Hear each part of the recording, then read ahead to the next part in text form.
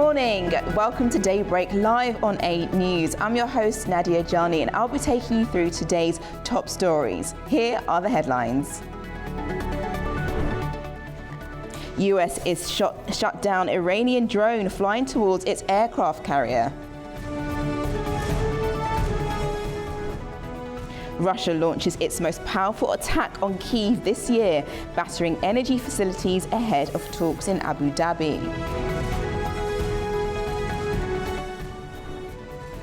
And thousands of Epstein documents taken down after victims identified.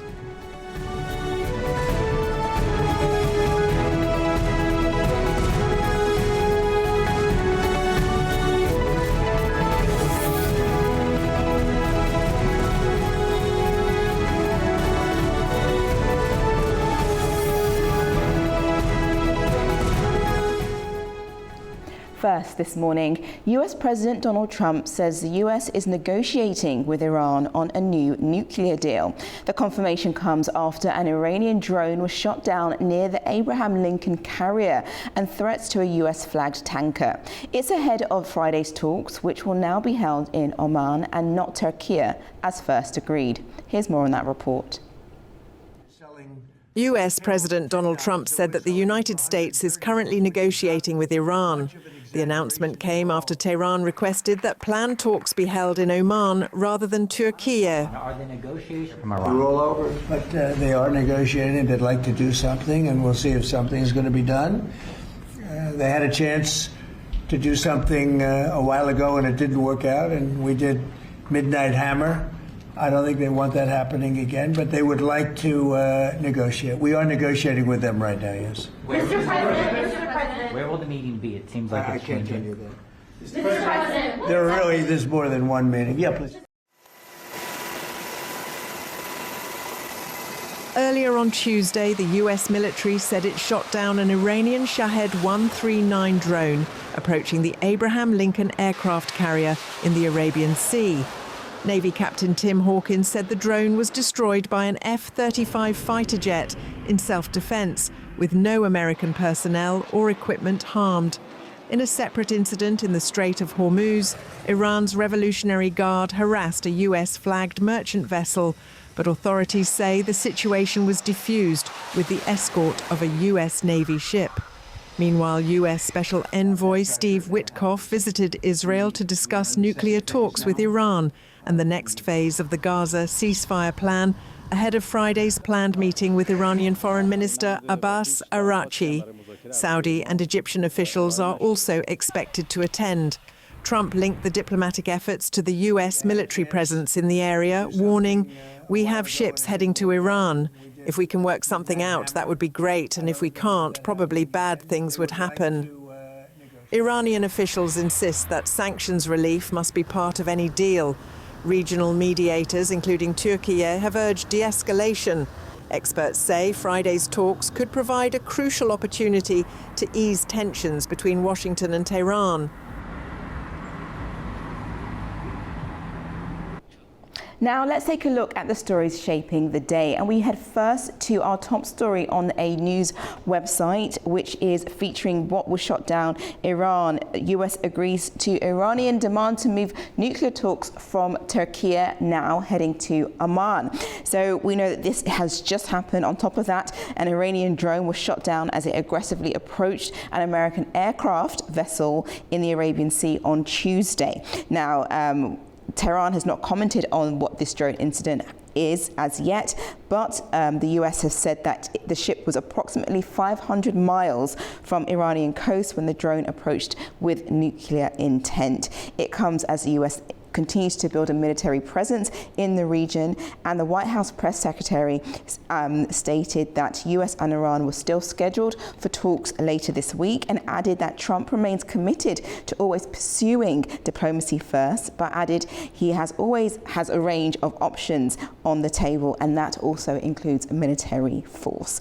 We know that Iran's supreme leader Ayatollah Ali Khamenei has previously warned that any attack on the country would spark a regional war, but this has just come in, so that's just what's happened in regards to a drone that seemed like it was coming aggressively approaching an aircraft carrier, a US aircraft carrier, which has now been shut down. And that's also on, if we go to the next website, France 24 is also leading with this particular story. Iran demands Oman venue for US talks as tensions rise in the Middle East. So there was a number of things with this. In Turkey, there's going to be a number of delegates, including from Egypt, Qatar and Pakistan. But now that's moved, and Iran only wants there to be themselves and the US there to negotiate on terms that President Donald Trump has spoken about. And that's mainly to do with their nuclear program. Great. So now we'll move over to the next headline that is on the website for this morning, which is The Guardian. So we go to Ukraine now, and it's the second round of Abu Dhabi talks set for tense start after massive strikes on Kyiv. So Russia launched the most powerful, what is being called the most powerful attack this year on Ukraine's battered energy facilities overnight. Ukraine said that Russia had attacked it with 71 missiles and 450 drone attacks. And according to Ukrainian President Volodymyr Zelensky, the strikes violated Russia's agreement with Trump to hold off from attacking Ukraine's energy systems in the depths of a freezing winter. So we know that that's currently happened. Senior Ukrainian and Russian officials are due to meet in Abu Dhabi on Wednesday, which is today, to talk about the next round of peace talks. The ceasefire, which Trump announced on Thursday, should have continued up until Friday, but clearly that has not happened. And the pictures here show a bombed car, a struck car, as well as a number of other buildings that were hit by the drone strikes overnight. The temperatures have also plunged to minus 19 Celsius in Kyiv and minus 23 Celsius in Kharkiv, stating that it is a very, very cold winter that they're all going through. NATO Secretary General Chief Mark Rutte said that the Russian attacks, like those that they saw last night, do not signal seriousness about peace. So we'll see exactly what will happen, what will transpire over the next coming days, and we'll keep you updated. Now we go to the next headline, which is leading on the BBC right now, and that is Saif al-Islam Gaddafi, son of ex-Libyan leader, has been reportedly shot dead. This happened in the early hours. Saif al-Islam Gaddafi has reportedly been shot dead. He's 53. He was a 53-year-old man, widely seen as his father's heir apparent, was confirmed as the head of his political team on Tuesday. His lawyer told a news outlet that there was a 4-man commando unit carried out an assassination at his home in the city of Zintan, but it's still not clear who is behind the actual attack. There is competing version of the events, because his sister actually told Libyan TV that he had died near the country's border with Algeria. So we're still getting information in relation to that. Saif al-Islam Gaddafi was long seen as the most influential and featured and feared figure in the country after his father passed. His father, Gaddafi, ruled Libya from 1969 until being ousted and killed during an uprising in 2011. We'll give you the latest updates as that comes through as well. We'll now head over to our next third headline, also this morning. This is CNBC. Spain becomes the first country in Europe to possibly ban social media for under 16s. So this is something that they want to legislate, just exactly what Australia did last December, in making sure that under 16s no longer had access to social media platforms. Spain's Prime Minister Pedro Sanchez said that it will enforce a series of strict measures that will hold the leaders of tech firms legally accountable for harms to users. Social media has become a failed state, is what he said, a place where laws are ignored and crime is endured. He spoke on Tuesday and announced that then. He said it's going to be a similar Australia social media ban style, which is what he's also bringing over to Spain, but has not yet defined which firms are affected by its new rules. But Sanchez criticised major platforms, which include TikTok and a number of others, allowing accounts to share AI-generated child abuse images, which is also what he wants to crack down on. Okay, so those were our headlines for this morning. That's your press roundup. Now to a short break. When I will return, I will discuss the rest of the global stories. Stay with us.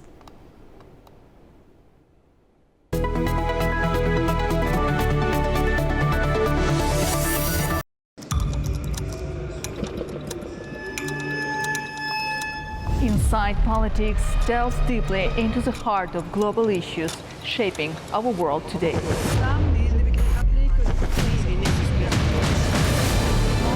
Join me for your go-to source of political analysis from across the region and beyond.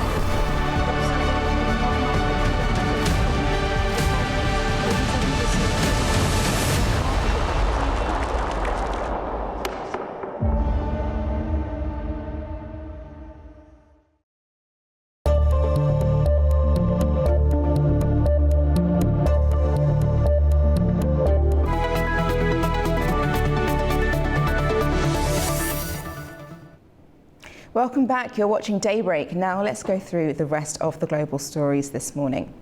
Russia launched its most powerful attack this year on Ukraine's battered energy facilities, killing 2 people, Kyiv said.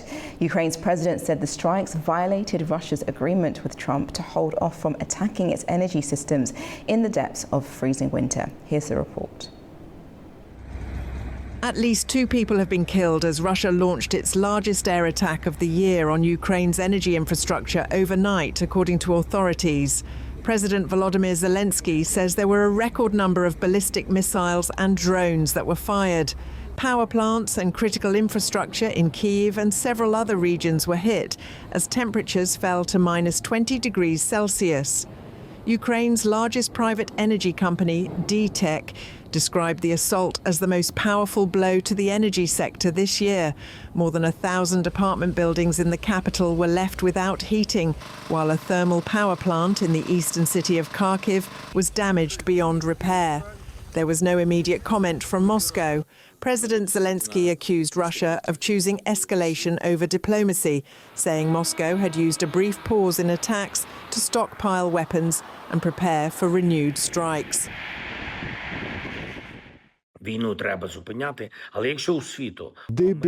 war must be stopped. But if the world, America and Europe do not have the power to stop Russian strikes, then who will believe there is the power to guarantee that the war will not reignite again? Pressure is needed so that Russia has motivation to invest in diplomacy rather than a war of destruction. NATO Secretary-General Mark Rutte, speaking during a visit to Kyiv, condemned the attack and urged alliance members to increase air defense support for Ukraine. And that is an attack, again, on innocent civilians, on civilian infrastructure, which I think is unacceptable. And this has nothing to do with winning a war or fighting a war, which, as I said, in itself was unprovoked, starting on the 24th of February 2022.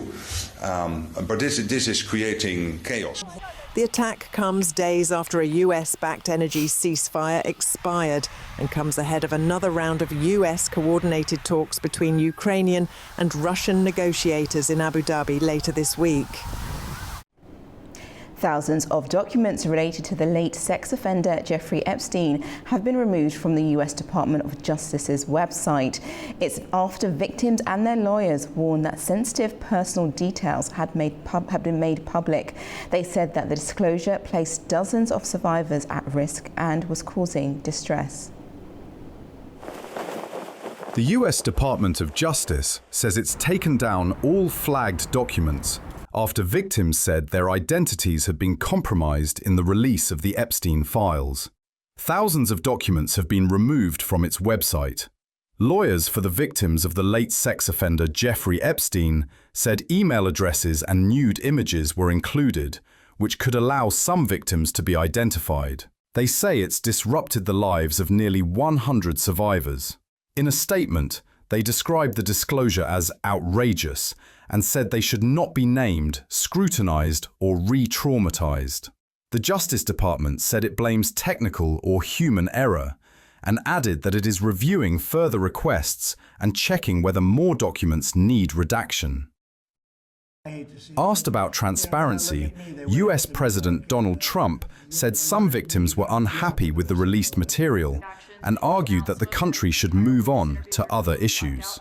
Do you think that they should be more transparent? The fact that they thought they released too much. I heard that, and you tell me something else. No, I think it's really time for the country to get onto something else. Really, now that nothing came out about me, other than It was a conspiracy against me, literally, by Epstein and other people. But I think it's time now for the country to maybe get onto something else. What would you say to people like who feel like they haven't gotten healthcare justice, Mr. President? Something that people care about. Millions of Epstein-related files have been released since a law mandated their disclosure last year, including millions of pages, images and videos published on Friday. The release came 6 weeks after the Justice Department missed a legal deadline set by a law signed by President Trump, following bipartisan pressure in Congress. The most prominent son of a former Libyan leader, Muammar Gaddafi, Saif al-Islam Gaddafi, has been killed, according to authorities. The Office of Libya's Attorney General said investigators and forensic doctors had examined the body on Tuesday and determined that he had died from gunshot wounds. In a statement, the office said it was working to identify suspects. In 2015, a Libyan court passed a death sentence in absentia on him for suppressing peaceful protests during the country's 2011 revolution that ended his father's rule.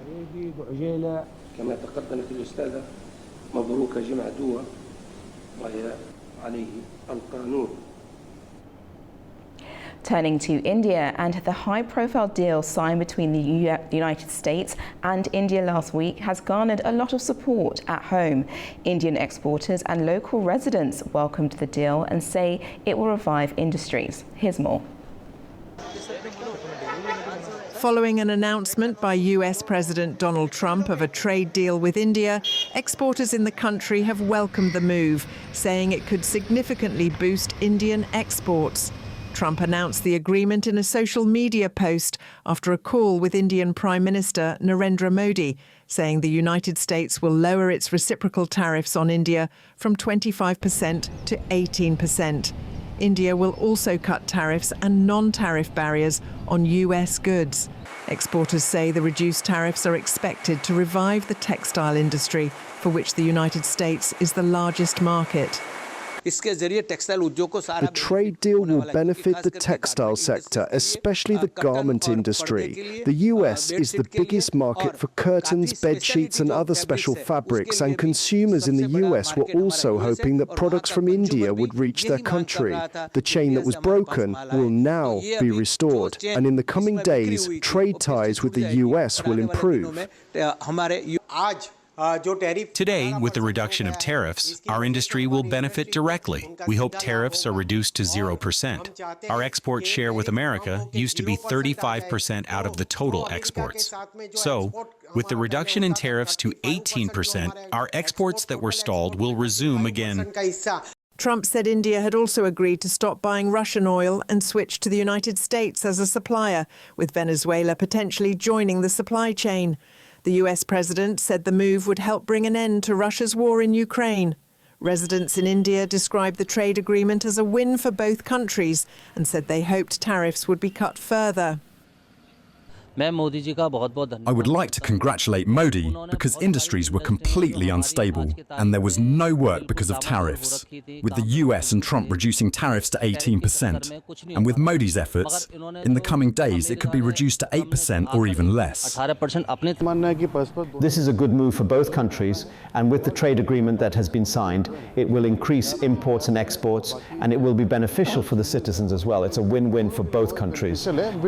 Indian stock markets and the rupee have struggled since the United States imposed tariffs in late August last year, leaving them among the worst performing emerging market assets in 2025, as foreign investors withdrew record amounts of capital. The trade deal is expected to ease those pressures, with analysts forecasting a recovery in foreign sentiment and renewed investment in Indian assets. It is also seen as reducing the geopolitical uncertainty that had discouraged investors from putting money into the country. Now over to Europe, and top international officials met in Tromsø in Norway for the Arctic Frontiers Conference. Officials from EU countries focused on the Arctic's growing geopolitical and security importance, especially with Greenland asserting its role and strategic interests. Greenland's foreign minister said the territory is committed to dialogue, diplomacy and international law, underlying its self-determination. The EU's High Representative Kaja Kallas warned the Arctic is now a security frontline, calling for a tougher EU Arctic policy, while making it clear that the EU stands firmly with Greenland, Denmark and its territorial integrity. This is what she had to say. The EU understands that Greenland is strategically important for the United States. It is also strategically important for us in the European Union. Nearby are key submarine lanes. Beneath it are critical raw materials essential for the global economy. The European Union stands with Greenland, we stand with our member state Denmark, and we stand by UN Charter. The future of Greenland is for the Greenlanders and Denmark to decide. Dear friends, all of this, the security challenges, the geopolitical shifts, the rapidly changing global order, leads me to my third observation. It is time for a fresh EU Arctic policy, one that reflects the times we live in and the world we want to see, including a secure Arctic. For the European Union, it is essential to ground these in strong partnerships.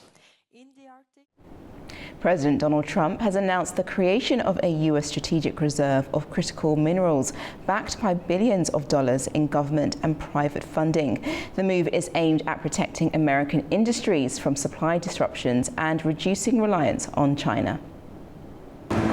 The United States is creating its first ever strategic reserve of critical minerals, a move the White House says is designed to protect the economy from supply disruptions and geopolitical pressure. President Donald Trump announced the initiative, known as Project Vault, at the White House on Monday, comparing it to the Strategic Petroleum Reserve created after the oil crises of the 1970s.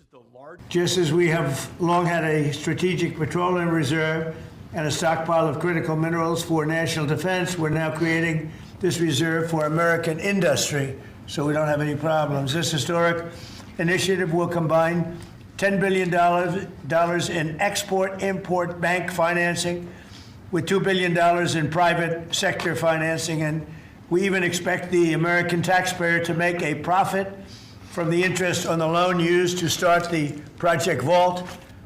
Officials say the stockpile will help protect manufacturers of electric vehicles, electronics, defense systems, and other high-tech goods during global supply chain disruptions. The move follows recent trade tensions with China, which last year restricted exports of rare earth materials used in jet engines, radar systems, electric vehicles, laptops, and mobile phones. China controls around 70% of global rare earth mining and roughly 90% of processing capacity. Washington is also expanding an international coalition to secure alternative supplies. Countries already involved include Australia, Japan, South Korea, Saudi Arabia, and Thailand. This week, we'll announce 11 more countries that are joining that club of nations as part of this global coalition. And behind that in the pipeline, there's 20 more nations that want to join under your leadership to allow for trade of critical minerals. The reserve is expected to feature prominently at a US-hosted critical minerals ministerial meeting this week, where officials from Europe, Africa and Asia, including India, the Democratic Republic of Congo, Kenya and Guinea, are set to discuss coordinated investment, faster permitting and shared supply chains. The US brokered ceasefire is taking effect in northeastern Syria. Syrian government forces have now moved into the Kurdish-controlled cities of Hasaka and Qam Ishli under the agreement. Here's more. Syrian government security forces have entered the northeastern Kurdish-controlled cities of Hasaka and Qam Ishli, implementing the first phase of a US brokered ceasefire agreement. The deployment comes after weeks of conflict in which the Kurdish-led Syrian Democratic Forces, the SDF, lost large areas of territory to Damascus. A convoy of military trucks entered Hasaka on Monday and then in Qam Ishli on Tuesday as the SDF imposed temporary curfews. The agreement, announced last Friday, aims to integrate Kurdish fighters into Syria's national army and police while bringing civilian institutions under central government control. Under the terms of the deal, government forces are to avoid Kurdish-majority neighborhoods. Those small interior ministry units will take over state facilities such as civil registries, passport offices and airports. Kurdish local police will continue security operations in both cities before gradually merging with government forces. US officials have praised the agreement as an historic step toward national unity and reconciliation after more than 14 years of civil war. The SDF, once a key US ally against Islamic State, has seen its influence wane as Damascus reasserts control over Syria's northeast. An outbreak of the Nipah virus in India's eastern state of West Bengal has heightened concerns in China and several Southeast Asian countries. The situation has prompted them to tighten health screening operations at airports as millions prepare to travel for the Lunar New Year holiday. But what is the Nipah virus and how worried should people be? Nipah virus is a serious infectious disease that causes occasional outbreaks in parts of Asia. Since December 2025, 2 confirmed cases have been reported in West Bengal, India. While the risk to the general public remains very low, experts say it is important to understand the virus. Nipah is rare, but it can be extremely dangerous. It mainly spreads from animals to humans, especially from infected fruit bats. The virus can sometimes cause no symptoms at all, but in many cases, it leads to severe illness. The fatality rate ranges from 40 to 75%, depending on how quickly cases are detected and treated, and on the strength of the local healthcare system. Nipah can also spread from person to person, but this does not happen easily. Outbreaks are usually small and tend to be contained. As far as we can tell, the main risk of person-to-person transmission comes from fairly close contact, typically when you're caring for somebody who's quite ill. But it must be said there aren't a lot of there's not a huge amount of evidence on which to base a lot of these judgments. Symptoms usually begin suddenly with a fever or flu-like illness. This can then develop into more serious problems, including inflammation of the brain, known as encephalitis. Some patients also suffer severe breathing difficulties. In the most serious cases, seizures can occur, and people may fall into a coma within days. Most people who recover make a full recovery, but some are left with long-term neurological problems. At present, there are no approved vaccines or specific treatments for Nipah virus. However, several potential vaccines are being tested, including one developed by scientists at Oxford University, who were also involved in creating a COVID-19 vaccine.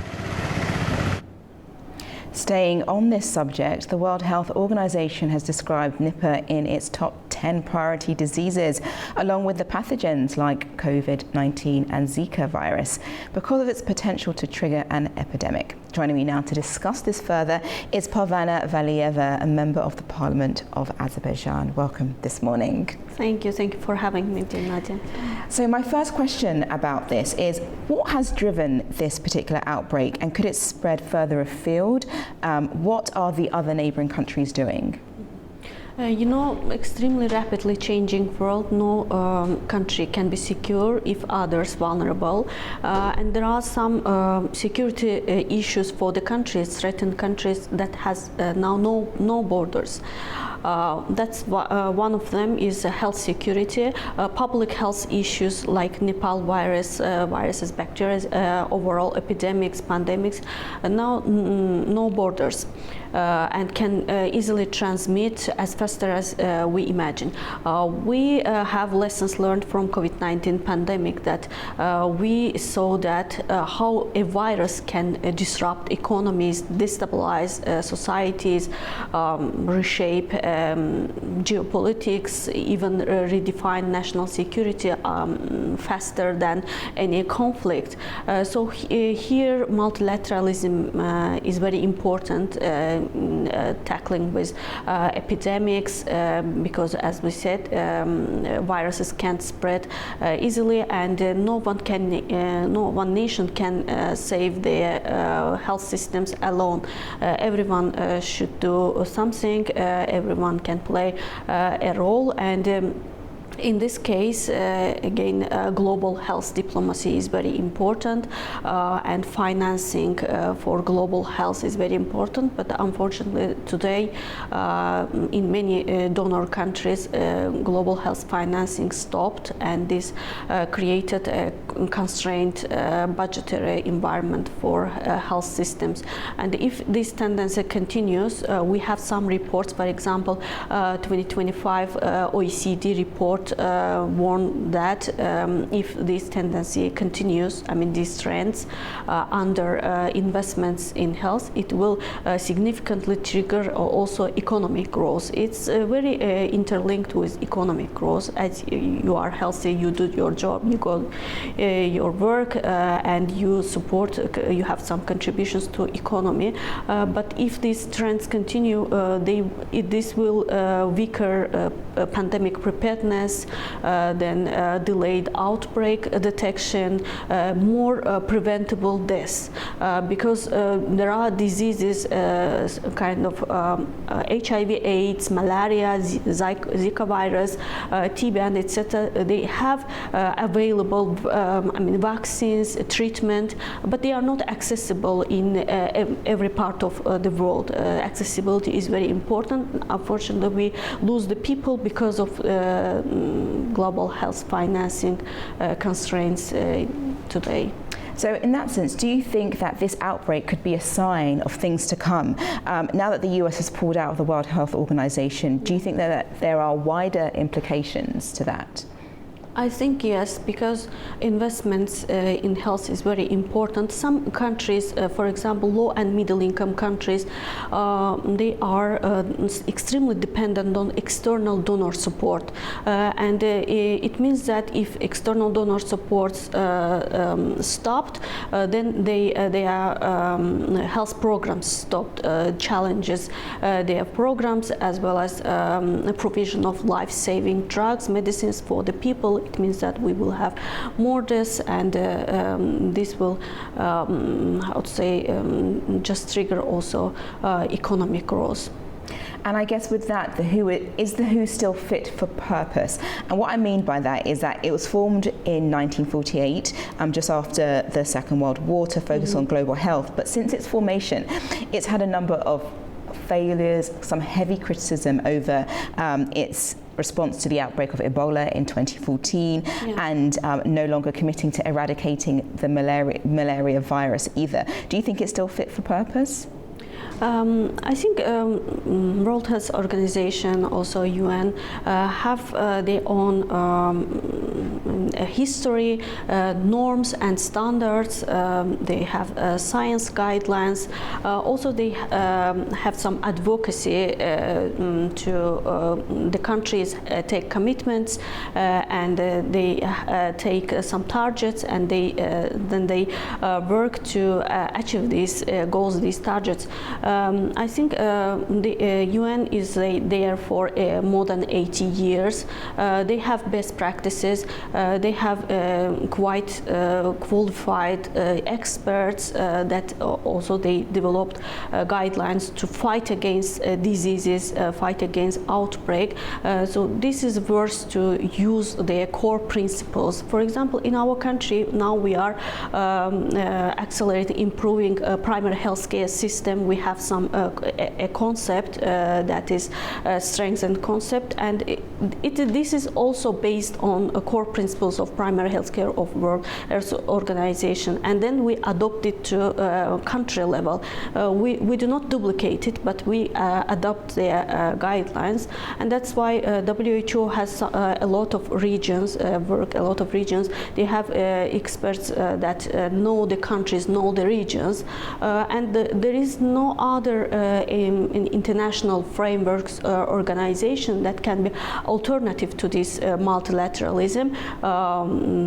There is not such an international organization that work every part of the world and know their health. That's why I think it should be not easy to leave this kind of organizations, especially it's about our health. Yeah, so you feel that it's still very much fit for purpose then. And the reason why I say that is because obviously we know that the US has pulled out of the WHO, but also do you think President Donald Trump, could he form his own global health organization, similar to what he did in Davos when he announced the new Board of Peace? Now, he could do the same thing with health. Do you think that's a possibility? And if so, what would that look like? If it is possibility, it will take more time to know regions, to know countries, to know their outbreaks, the diseases, and it's like it cannot be emerged one day. As I said, there is set up by WHO norms and standards. That norms and standards are developed by world famous experts, doctors, nurses, etc., and they are already tried. Every country has tried their protocols. Also in our country, we tried them, and they are best practices. If you, I'd say, develop any, also launch a new multilateralism in health cooperation, then they will need more time to prove them. Yes, and just very quickly, do you think we're seeing the first stage of a shift in the world order when it comes to global health right now? This is I think health is not solely about a technical or humanitarian concern. It's about also foreign policy. Is very interlinked with foreign policy. For example, now we are implementing AI in health diagnosis as well. AI can model some tools to accelerate accessibility of healthcare services, also early case finding. But at the same time, we should control it. Because AI is a system that we as a people enter information to this tool, and if you diagnose more people, millions of people, so you give your nations, your countries, genetic codes to AI-powered company, and they can reveal it, or they can use it for inappropriate ways. That's why we definitely should think about before use AI, and we should think about its advantages and disadvantages. But overall, I think multilateralism should be part of health, because viruses do not know borders, sanctions, political divisions. We should think about the health of planet's people. Great. Thank you so much for coming onto the program and explaining that, Parvana Valieva. Thank you. Thank you for having me. Right, now moving over to the EU, and French police have raided the offices of Elon Musk's social media platform X, with prosecutors ordering the tech billionaire to appear for questioning in April. The raid follows a year-long probe into suspected algorithm abuse and fraudulent data extraction. The investigation widened to include alleged involvement in the storage and spread of sexual abuse material for children. Separately, Britain's privacy watchdog has launched a formal investigation into Musk's chatbot Grok over its handling of personal data and its potential to generate harmful sexualized content.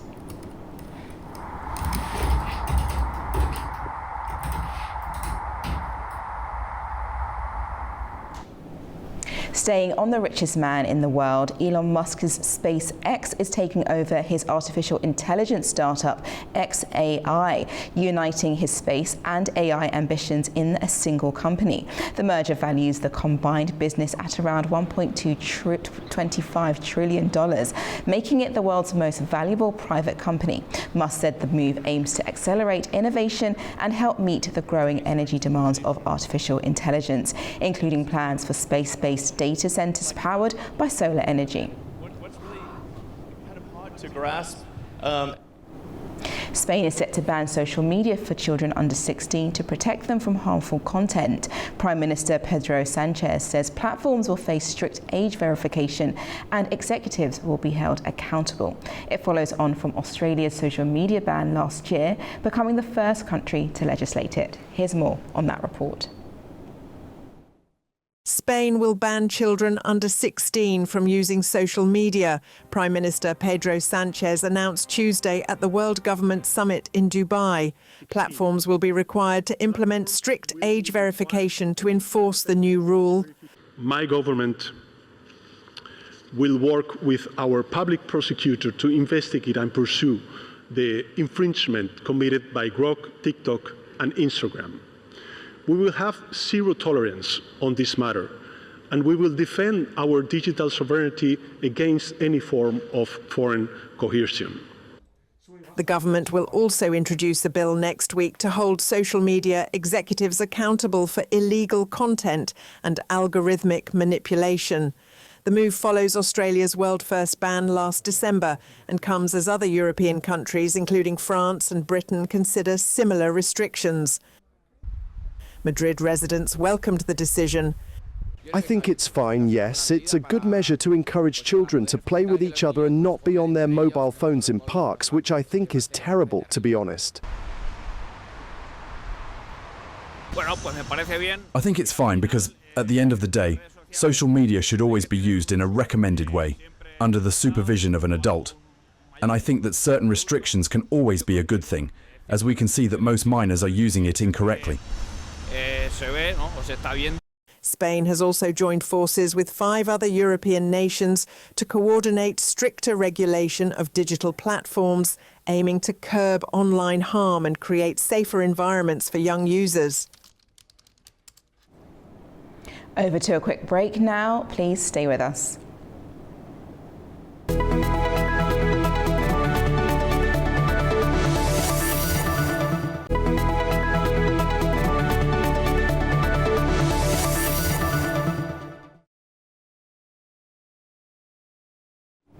Thank you. Welcome back to Daybreak. Now let's go through the top news stories of what's happening across the region.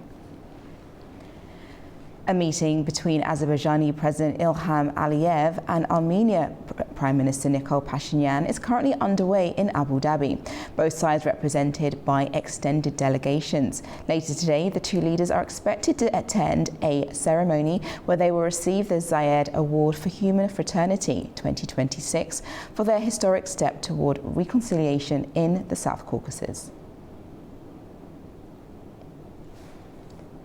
Azerbaijani President Ilham Aliyev met with UAE President Sheikh Mohammed bin Zayed on Wednesday.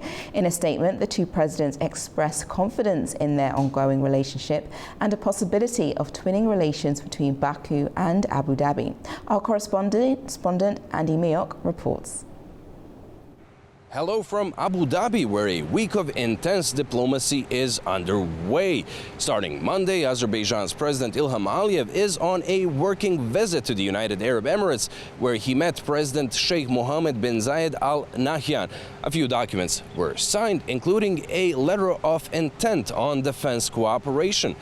On Wednesday, Aliyev is set to receive Abu Dhabi's Zayed Award for Human Fraternity.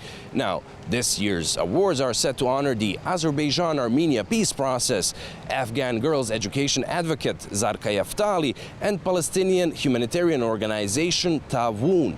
Armenia's Prime Minister Nikol Pashinyan is also expected to attend. Now, for a bit on the award itself, it was established in 2019 marking a meeting between late Pope Francis and Grand Imam of Al-Azhar, Ahmed Al-Tayeb. The two religious leaders at the time signed what's called the Document on Human Fraternity for World Peace and Living Together. Now, when it comes to that world peace, Abu Dhabi is set to host another round of Ukraine peace talks.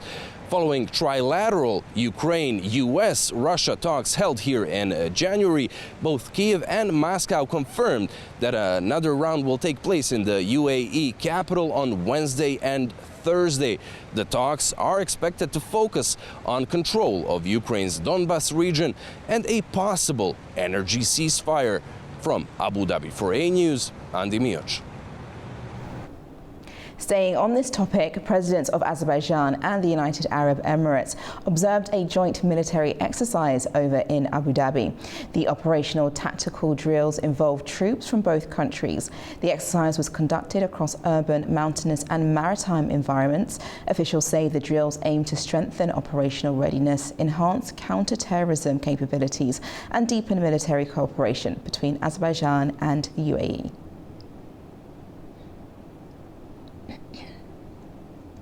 In Abu Dhabi, world leaders and humanitarian experts gathered for the 3rd International Zayed Award for Human Fraternity Majlis. The gathering highlighted efforts to foster peace, understanding and cooperation across the world. Here's more. The 3rd International Zayed Award for Human Fraternity Majlis took place at the newly inaugurated Zayed National Museum in Abu Dhabi on Tuesday.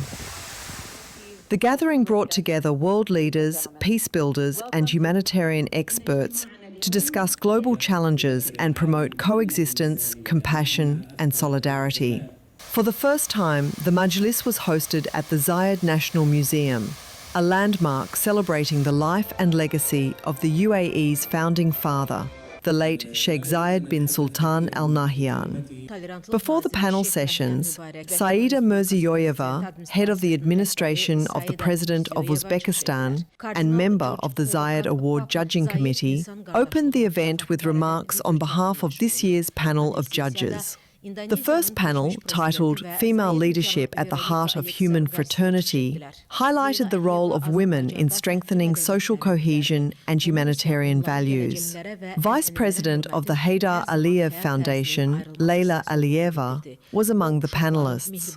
Speaking at the session, she said that respect for different cultures, religions and traditions has always been an integral part of life in Azerbaijan. The Zayed Award for Human Fraternity remains an independent initiative celebrating individuals and institutions that champion solidarity, integrity and humanity across borders. Saudi Arabia is set to build a $2 billion wind farm in Turkey. It's after Turkish President Recep Tayyip Erdogan and Crown Prince Mohammed bin Salman met in Riyadh to discuss renewable energy projects as well as Syria's reconstruction. Here's more.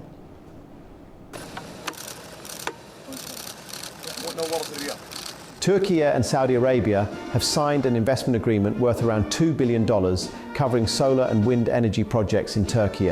Saudi companies will build energy facilities with a total capacity of 5,000 megawatts. In the first phase, 2,000 megawatts of solar power plants will be constructed in the central provinces of Sivas and Karaman. The projects are expected to meet the needs of 2.1 million households. They will be implemented with 50% localization, with construction set to begin in 2027 and completion planned for 2028 to 2029. It's after Turkish President Recep Tayyip Erdogan met Saudi Crown Prince Mohammed bin Salman in Riyadh to discuss Syria's reconstruction, regional cooperation, and the humanitarian situation in Gaza. They also discussed joint projects in electricity, energy storage, and clean hydrogen. Meanwhile, Erdogan affirmed Turkey's support for Syria's stability and called for greater international efforts to address the Gaza crisis. Both countries play a key role in regional and global energy markets and will expand cooperation in oil, petrochemicals, and renewable energy.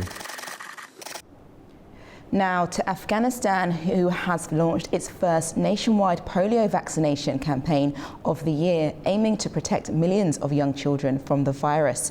Health officials say the 4-day campaign targets areas where the risk of transmission remains high, as efforts continue to eradicate polio from the country.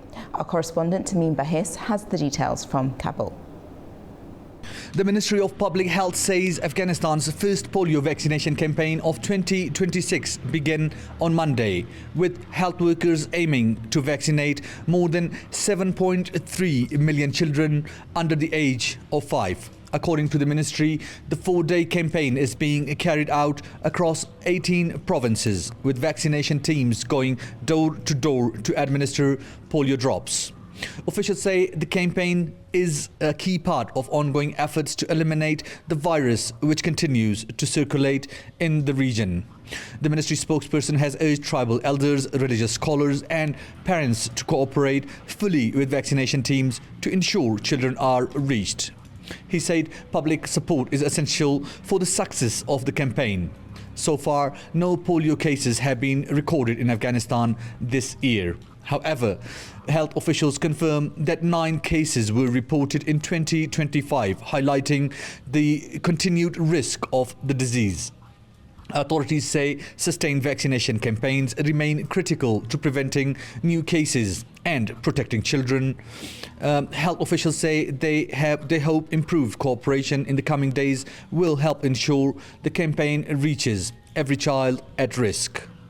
Tamim Bahis in Kabul, A News. Now to a break, and when I come back, I'll have a full update on the latest headlines, plus a look at what's making the front pages this morning. Stay with us.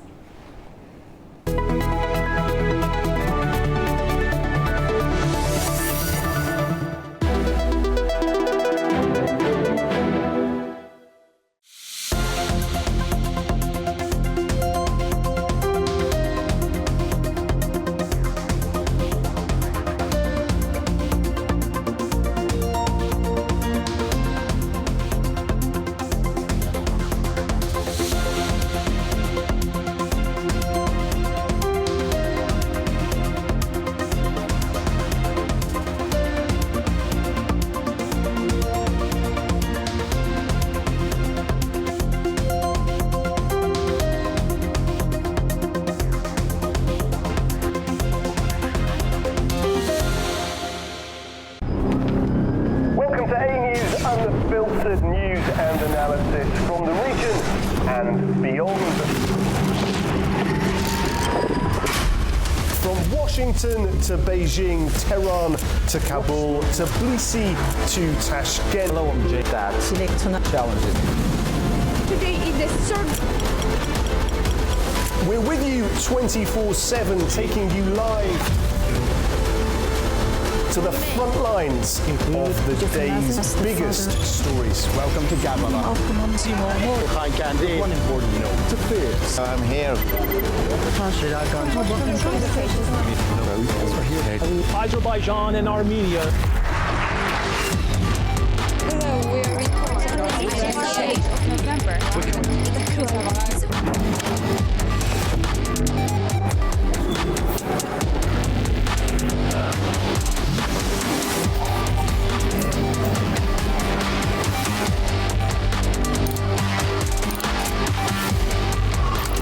Reporting from Paris, Dar es Salaam, Tel Aviv, Washington, London, Moscow, Kyiv, Berlin, Rio de Janeiro, Beijing, Bangkok, Tbilisi, Tashkent, Almaty, Kazakhstan, Port Sudan, Tehran, Islamabad, Istanbul, Kabul for A News.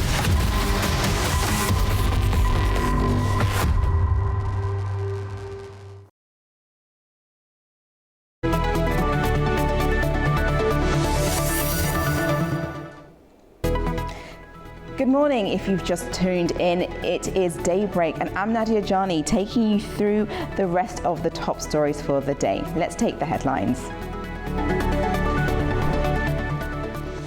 US says it shot down Iranian drone flying towards its aircraft carrier.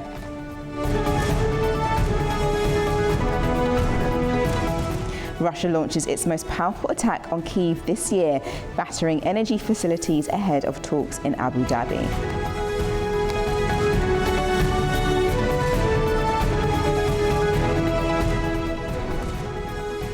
and thousands of documents are taken down after victims identified.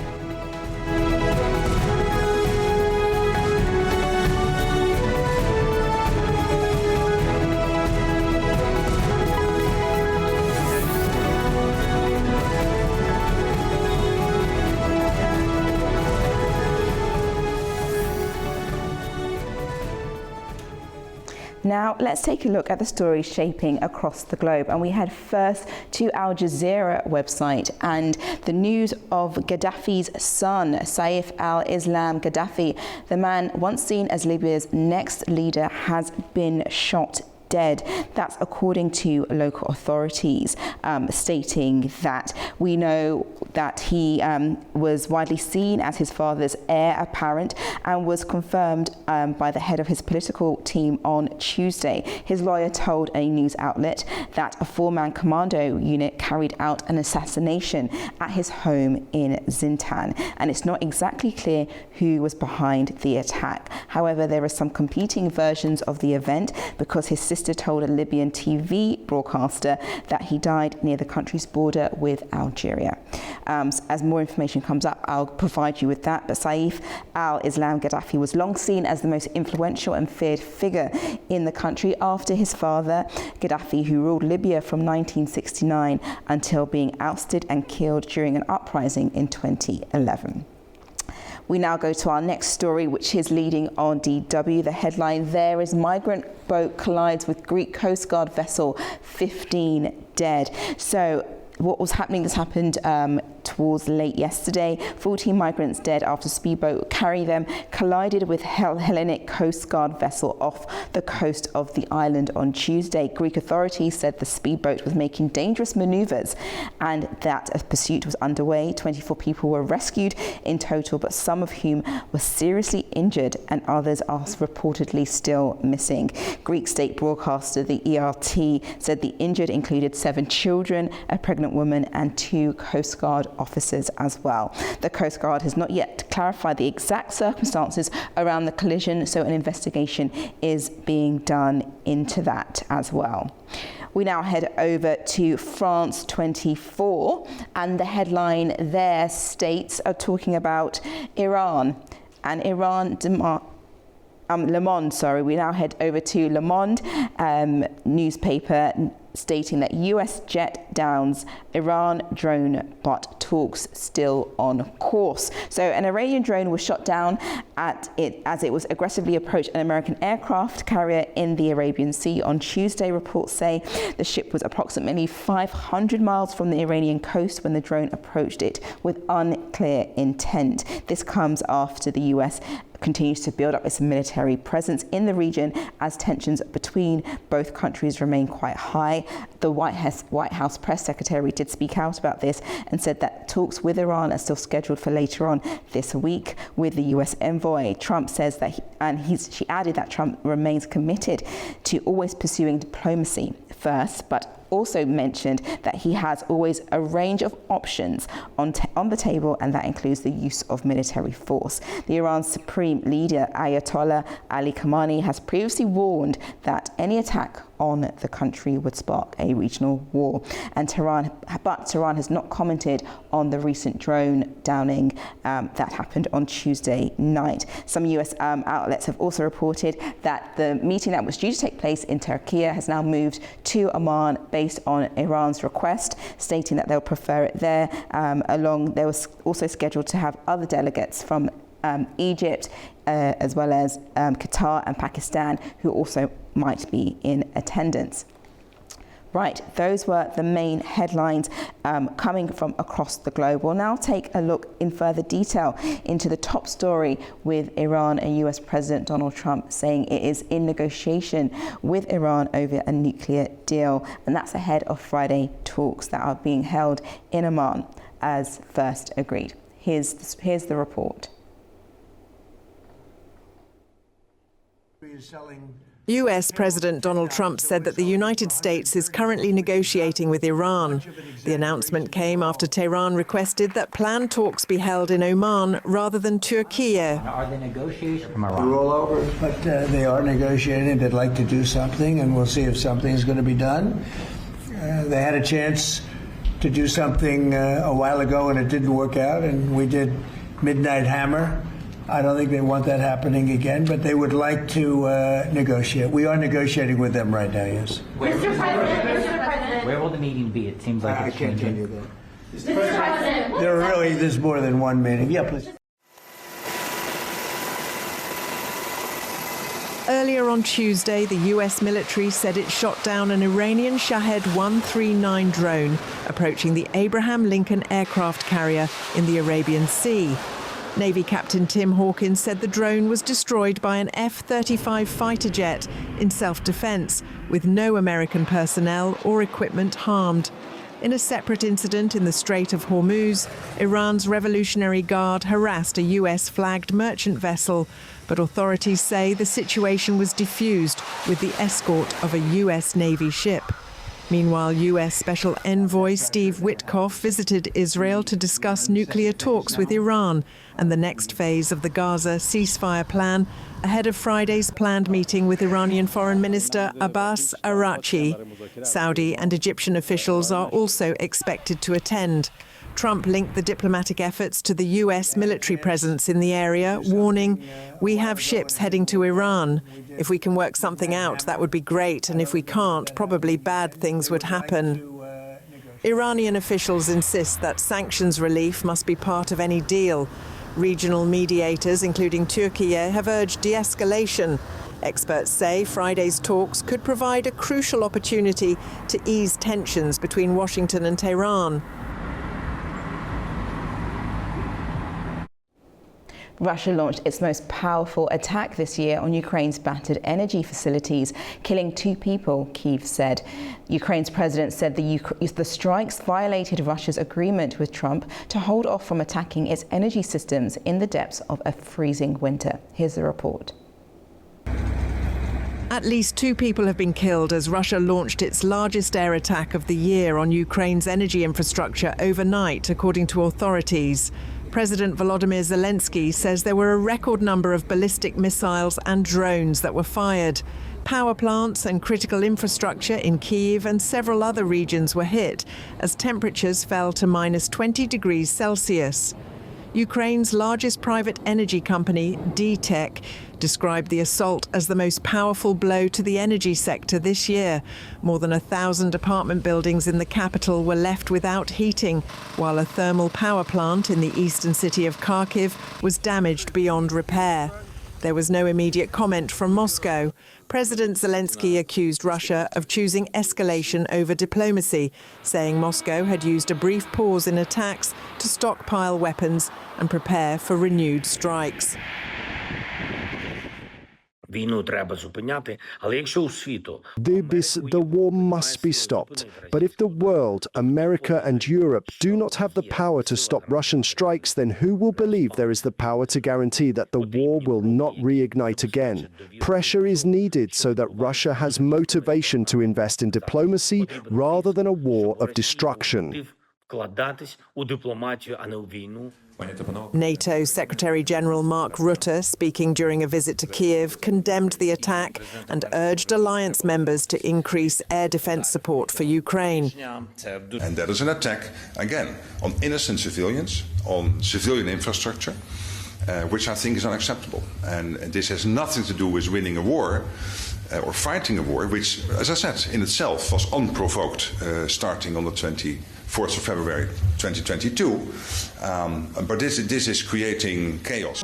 The attack comes days after a US-backed energy ceasefire expired and comes ahead of another round of US-coordinated talks between Ukrainian and Russian negotiators in Abu Dhabi later this week.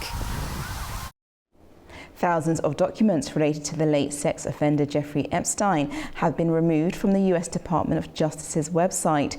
It's after victims and their lawyers warned that sensitive personal details had been made public. They said the disclosure placed dozens of survivors at risk and was causing distress. The US Department of Justice says it's taken down all flagged documents after victims said their identities had been compromised in the release of the Epstein files. Thousands of documents have been removed from its website. Lawyers for the victims of the late sex offender Jeffrey Epstein said email addresses and nude images were included, which could allow some victims to be identified. They say it's disrupted the lives of nearly 100 survivors. In a statement, they described the disclosure as outrageous and said they should not be named, scrutinized, or re-traumatized. The Justice Department said it blames technical or human error and added that it is reviewing further requests and checking whether more documents need redaction. Asked about transparency, US President Donald Trump said some victims were unhappy with the released material and argued that the country should move on to other issues. Do you think that they should be more transparent? The fact that they thought they released too much. I heard that, and you tell me something else. No. I think it's really time for the country to get onto something else. Really. Now that nothing came out about me, other than it was a conspiracy against me, literally, by Epstein and other people. But I think it's time now for the country to maybe get onto something else. What would you say to people who feel like they haven't gotten justice, Mr. President? Something that people care about. Millions of Epstein-related files have been released since a law mandated their disclosure last year, including millions of pages, images, and videos published on Friday. The release came 6 weeks after the Justice Department missed a legal deadline set by a law signed by President Trump, following bipartisan pressure in Congress. US President Donald Trump met with Colombian President Gustavo Petro at the White House on Tuesday for talks. The meeting comes just weeks after the United States had threatened military action against the South American nation. After their bilateral discussions, both leaders described their first face-to-face meeting as cordial. Yeah, we did. We worked on it, and we got along very well. He and I weren't exactly the best of friends, but I wasn't insulted because I never met him. I didn't know him at all. And we got along very well, and we're working on that. We're working on some other things too, including sanctions. And we had a very good meeting. There were some people there I knew, some others, most I did not. But the conversation was with Trump. Basically that. And what Trump said in the meeting is that he does not believe in sanctions. In this particular case, he does not see them as rational. And I think he is right. It is the same thing, I think. This is not a path of sanctions. This is a path of freedom. The US brokered ceasefire is taking effect in northeastern Syria. Syrian government forces have now moved into the Kurdish-controlled cities of Hasaka and Qamishli under the agreement. Here's the report. Syrian government security forces have entered the northeastern Kurdish-controlled cities of Hasaka and Qamishli, implementing the first phase of a US-brokered ceasefire agreement. The deployment comes after weeks of conflict in which the Kurdish-led Syrian Democratic Forces, the SDF, lost large areas of territory to Damascus. A convoy of military trucks entered Hasaka on Monday and then in Qamishli on Tuesday as the SDF imposed temporary curfews. The agreement, announced last Friday, aims to integrate Kurdish fighters into Syria's national army and police while bringing civilian institutions under central government control. Under the terms of the deal, government forces are to avoid Kurdish-majority neighborhoods. Those small interior ministry units will take over state facilities such as civil registries, passport offices and airports. Kurdish local police will continue security operations in both cities before gradually merging with government forces. US officials have praised the agreement as an historic step toward national unity and reconciliation after more than 14 years of civil war. The SDF, once a key US ally against Islamic State, has seen its influence wane as Damascus reasserts control over Syria's northeast. The climate across Central Asia is worsening, according to the United Nations. Rising drought and environmental pressures are increasingly affecting daily life. New data from the Tajikistan highlights a sharp increase in dust storms across the region. Our correspondent has more from Tashkent. Climate change is accelerating environmental pressure across Central Asia, with shrinking water resources, land degradation and desertification reshaping the region's climate patterns. According to the United Nations, more than 38% of the region's land is now affected by drought, reducing vegetation and allowing dust and sand to spread more easily. Experts also point to poor land and water management, as well as the drying of the Aral Sea, which continues to release salt and dust into the atmosphere. The trend is clearly visible in Tajikistan, where officials recorded 63 dust storms last year, lasting a combined 216 days. Most storms originate from deserts in North Africa and the Middle East and are carried into Central Asia by cyclones. Storm frequency has increased more than tenfold over the past 3 decades. Environmental organizations warn the situation could worsen without stronger regional coordination. The United Nations Convention to Combat Desertification says land degradation, unsustainable irrigation, and rapid construction without green infrastructure are accelerating dust formation. Experts stress that expanding forest belts, restoring degraded land, and improving early warning systems are critical to protecting agriculture, transport networks, and public health, as dust storms increasingly disrupt daily life and raise respiratory disease risks across the region. It is Sivil Rajab reporting from Tashkent, Uzbekistan, A News. The visit of President Kassym-Jomart Tokayev of Kazakhstan to Pakistan comes at a moment of gradual economic momentum in bilateral relations and against the backdrop of a rapidly evolving regional environment. Bilateral trade between Kazakhstan and Pakistan doubled in 2025, rising from $48 million to $101 million. Whilst the current trade figures represent clear progress, the overall volume remains quite modest. The visit also unfolds as the crisis in Iran continues to reverberate across the region. To discuss the economic and potential and regional connectivity and the wider geopolitical context of the visit, I'm now joined by Nurblat Nishanbayev. Good morning. Thank you for joining me. Good morning. Hello. My first question is, this meeting is key for both countries to increase trade. However, there is a slight imbalance as Kazakh oil exports make up nearly the entire amount of the current trade flows. How should we interpret that? I see the main two directions of this relations between Pakistan and Kazakhstan. Of course, if we look at from the map, those two countries has a great potential, but until over decades, we have witnessed that both countries didn't use the maximum capacity what they can do.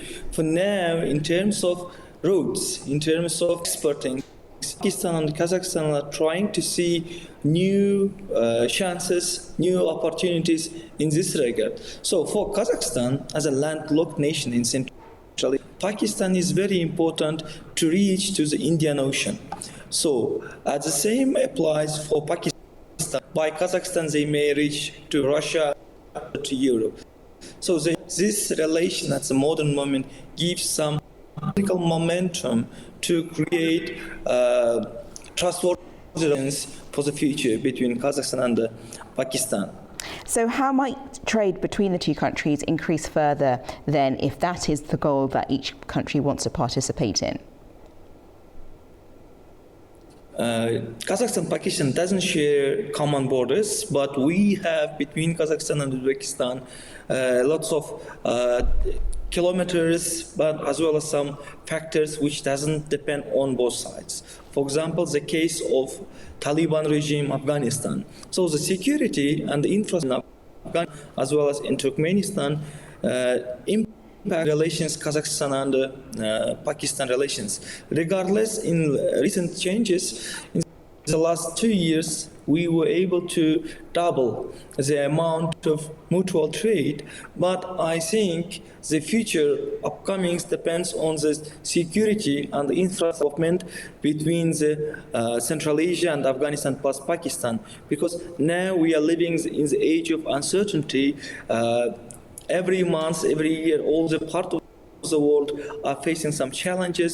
The situation is Iran is making it worse. So therefore, we see very high potential in volume of trade.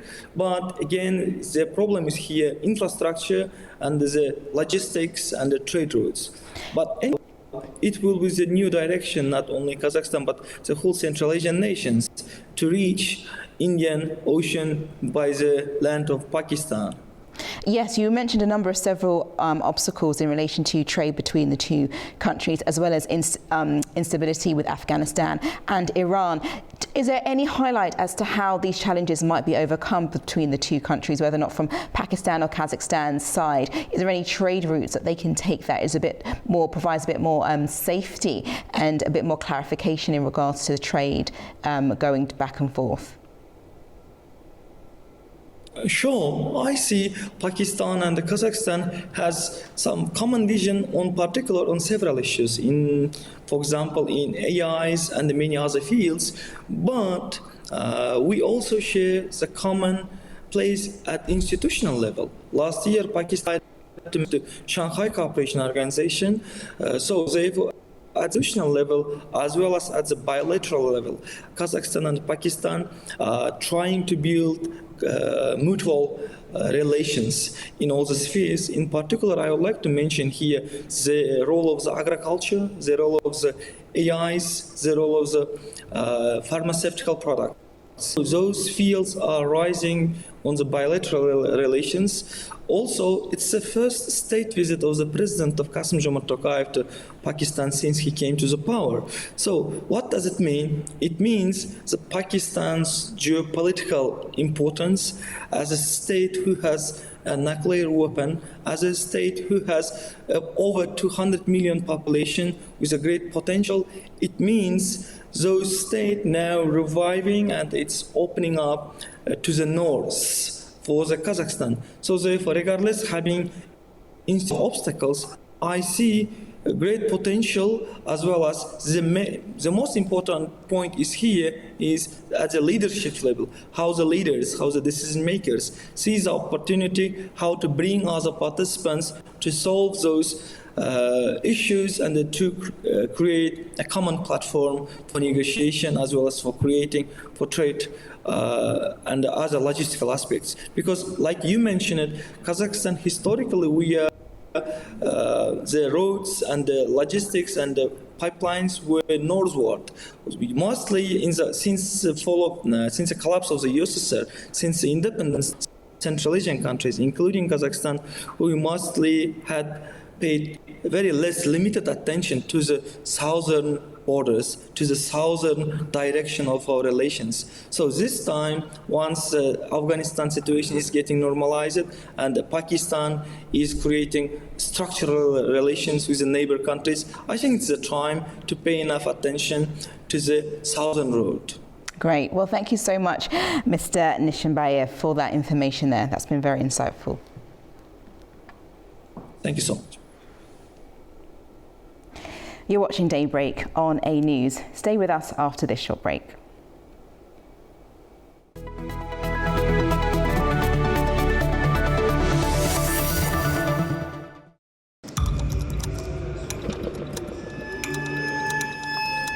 Inside Politics delves deeply into the heart of global issues shaping our world today.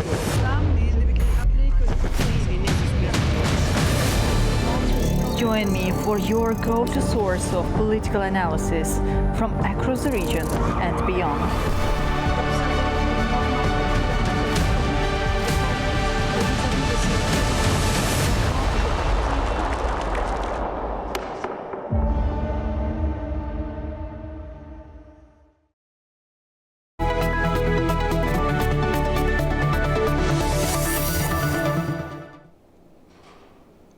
Welcome back. You're watching Daybreak with me, Nadia Jani.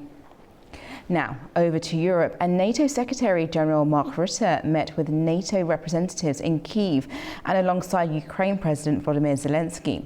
They honoured victims of the war, of the aggression with Russia. Our correspondent Anita Sharma has more.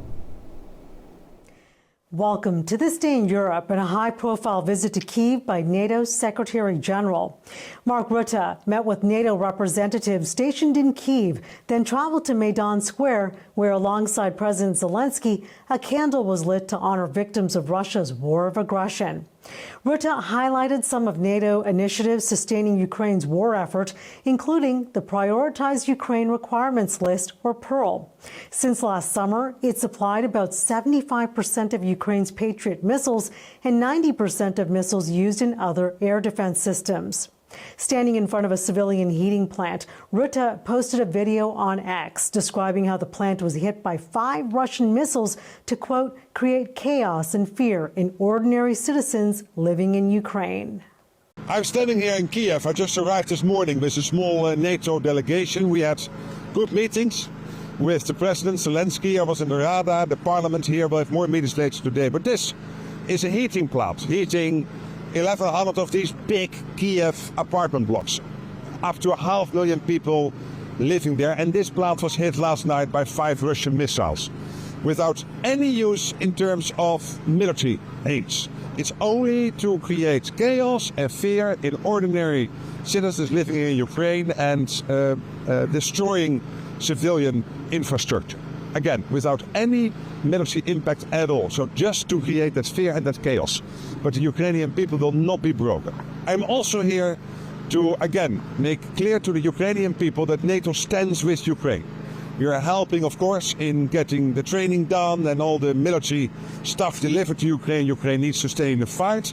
And NATO allies, the United States and Europeans, are working together to make sure that the security guarantees are in place, that the day when a peace deal is done or there is a long-term ceasefire, Putin knows that if he attacks again, the reaction will be devastating. That's crucial.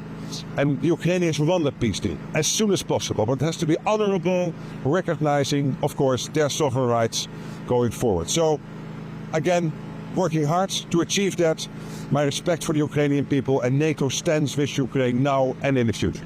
The NATO chief also said he had a good meeting with Zelensky and that it's important to reaffirm continued support for Ukraine. The show of solidarity comes at a time when Ukraine and its allies face difficult strategic decisions. Rutte stressed that reaching a deal to end the war will require tough choices. The timing of his visit comes as NATO continues to broaden its strategy. Alliance officials confirmed that NATO started military planning for an Arctic mission in response to heightened Russian activity in the high north and the region's growing strategic significance, signaling that Europe's security concerns now extend far beyond the Eastern Front. As the war in Ukraine continues, NATO's evolving posture, from planning in the Arctic to political engagement in Kyiv, illustrates just how the alliance is adjusting in real time to a security landscape that shows no signs of letting up. For A News, I'm Anita Sharma in Arnhem, Netherlands. US President Donald Trump's Middle East Special Envoy Steve Witkoff met with Israeli Prime Minister Benjamin Netanyahu. The talks focus on the second phase of the post-war Gaza reconstruction and governance plan. Here's our Washington correspondent with more.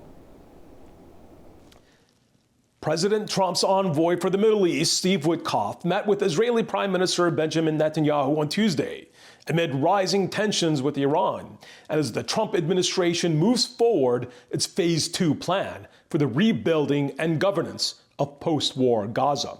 Speculation is increasingly growing here in Washington that a U.S. military strike against Iran could be imminent this week. During last year's Israeli and U.S. strikes that severely damaged Iran's underground nuclear weapons program, there was significant intelligence and military cooperation between Jerusalem and Washington. Sources familiar with the details of the meeting between Netanyahu and Witkoff described the meeting as being positive and productive. The meeting also included Defense Minister Katz and the Chief of Staff of the Israeli Defense Forces, as well as the head of Mossad. The Israeli side reportedly gave an extensive briefing on Iran's military capability and decision-making, as well as what remains of Iran's nuclear program. Israeli officials warned the Americans that any Iranian attack on Israel would lead to massive retaliation, potentially against military and political leadership in Tehran. Israeli defense officials believe that Iran has no intention in ending its ambitions to build a nuclear weapons program, and they are likely using upcoming negotiations with Witkoff as a means to buy more time and to prevent a military response by the US and Israel. That was the reported intelligence briefing that the Israelis gave the Americans. Israeli officials also reportedly told Witkoff that they view Iran's ballistic missile program as being a major liability for Israeli security. Iran is believed to have largely rebuilt its long-range and intermediate-range ballistic missile stockpile since being pummeled by Israeli and American aircraft during last year's 12-day war. Witkoff and Iranian Foreign Minister Abbas Araghchi are scheduled to hold bilateral talks later this week. The Iranians have signaled to the American side that they want to limit the talks to the nuclear program and not include negotiations on other items of concern for the Americans, such as the missile program or Iran's support for regional terror groups.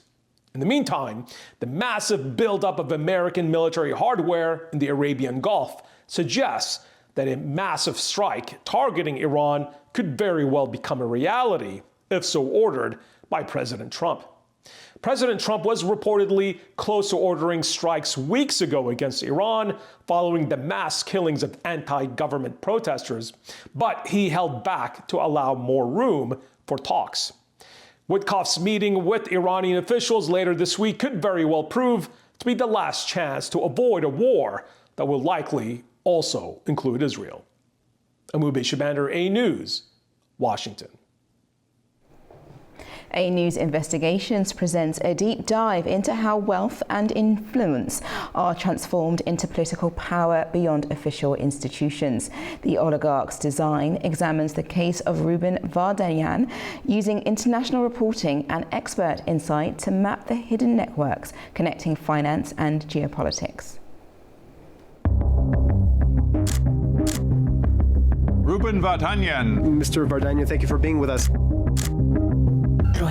A News original documentary, The Oligarch's Design, explores how power and influence can be built outside formal politics, through financial networks, philanthropy, and carefully shaped public narratives. The documentary tracks Ruben Vardanyan's move from Moscow's financial circles to politics in the unrecognized separatist regime in 2022. Filmed across Italy, Lithuania, the United Kingdom, the United States, Armenia, Israel, Ukraine, and Azerbaijan, the documentary features versatile insights from the experts. All connections what Ruben Vardanyan has with Russian military-industrial complex will have result that Ruben Vardanyan will be sanctioned in EU, in USA, in the United Kingdom, and other. And exit from Russian citizenship, it's very good decision for avoid sanction. Russian oligarchs are not individual actors. They know that they are captured by the Russian state. The Russian intelligence officers control them. They know that if they don't do what the intelligence officer or what the Kremlin tells them to do, they will either lose their money or they will be killed or they will go to jail. The investigation is based on open-source data and earlier international reports that revealed the Troika Laundromat, a major offshore scheme used to move billions of dollars. The Oligarch's Design marks the debut of the A News Investigations documentary series. An interesting series there to actually go further into that particular oligarch. Now, over to a remarkable story. A 13-year-old boy in Australia swam for hours to get help for his family after they were swept out to sea on paddleboards. A fun family day at the beach suddenly turned dangerous when winds pushed them further into blue waters. This aerial footage here shows the moment a Perth-based rescue boat reached the family who were clinging to the paddleboard. It happened on Friday when a woman and her 2 children were rescued just off Quindalup along the west coast of Australia after her son Austin Appleby made it back to land and called for help. Rescuers acted swiftly to find the family and bring them to safety. Austin has been praised for his heroic act and called superhuman for swimming 4 kilometers to get help. What an amazing boy that was able to rescue his family and swim that long length. Well, that's the news stories for this morning. Thank you for joining me on Daybreak. I've been Nadia Jani, and tomorrow I will take you through the rest of the stories making headlines across the globe. Stay with 8 News.